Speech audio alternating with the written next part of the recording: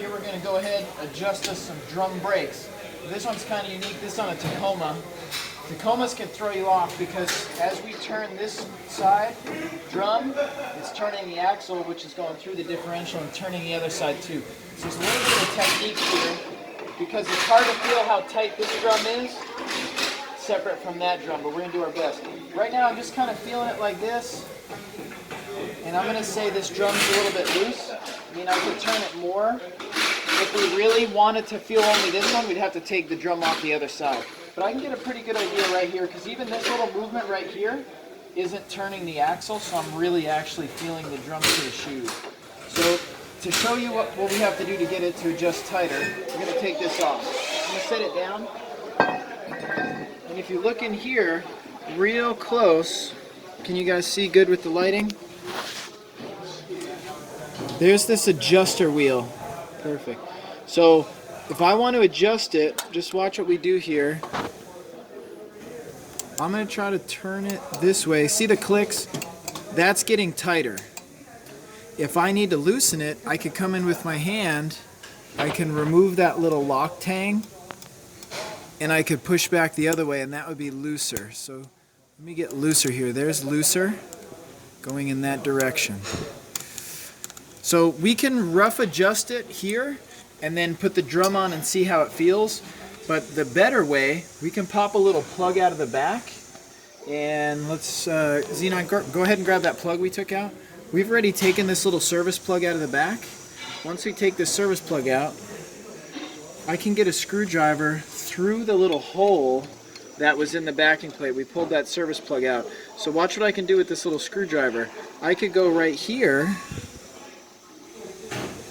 and I could go ahead and I could click it like this. Well, I'm going to try to. Got a little jammed up there. Oh, going the wrong way.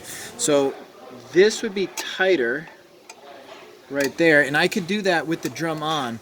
The challenge is if I want to go looser. So to go looser, I'm going to have to put my other hand back here.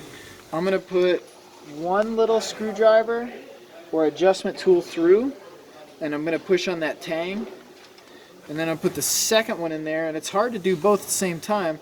I'm going to release the tang, and I'm going to turn it down like this way. So if it's clicking, that's tighter. If I want to back it off, I need to go the other way with the tang release. See, as I'm turning in this direction, I'm going to call this down. Kind of from your perspective, it looks up, but if I try to do that without releasing it, look, see how it locks it?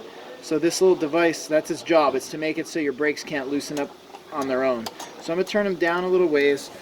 The very best way is to put the drum on. Now we got to do all this blind. We'll do the same thing that we're going to do with my feel. So I'm going to go ahead and I'm going to keep this screwdriver right here. I'm going to go in that same hole, and I'm just remembering kind of how it felt, how it looked. Okay. And the star adjuster is there. Easier said than done sometimes, though. Of course, we wish we could see. I'm going to recheck my training real quick. Okay, right there. Muscle memory.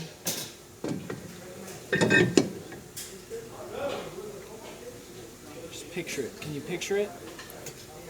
You can't picture it? I can picture it.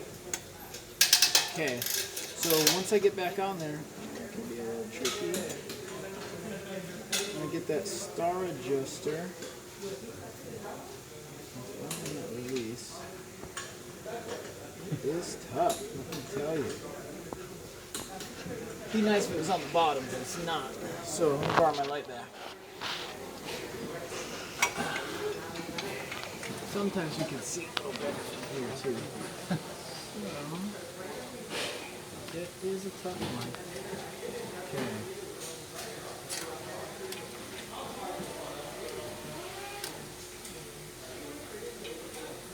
Okay. I'm on it. It's hard to get clicks though. Hear the clicks? So as I'm clicking it, I'm going to give it a little turn. It's probably good, but I'm going to tighten it even tighter than it needs to be. Alright, I've got it tight now. I could even go just a hair tighter. What I'm trying to make sure is that I get the brake shoes tightened up so that I know they're centered, so they're touching all the way around the drum. They're not just dragging in one spot. So I got it pretty tight now. By just going ahead and clicking it, you can hear the clicks. Now when I go to turn this, it's pretty hard to move. That's too tight. If you ship the car like that, the brakes are going to drag so bad, they're going to get hot, they're going to smell bad, they're going to probably overheat and warp the drum. So what I need to do now is back it down just a little bit. So too tight, right? I'm going to go back in there, and I'm going to use the one screwdriver to release the little lock, and I'm going to use the other one to just turn it back down a little. It'd be nice if you could see it, but you can't.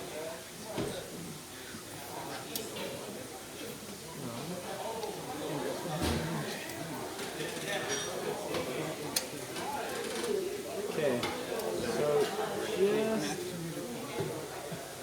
just a little bit. And then we kind of refeel. So basically we got it so it's really tight, and then we loosen it just a little bit so we know it's just about too tight but not quite too tight. Make sense? And then you do that on the other side, then you verify. The brake pedal should be, with the engine off, it should be pretty high and pretty stiff. It should feel like you've got a lot of reserve distance to the floor.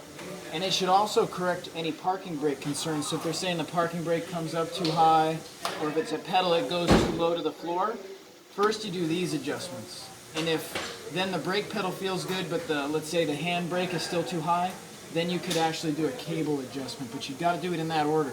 If you adjust the cable first, you're really just partially engaging the parking brake while you drive. It's not really fixing the problem, see what I'm saying? So that's the best way. It's easier said than done, but you can do it.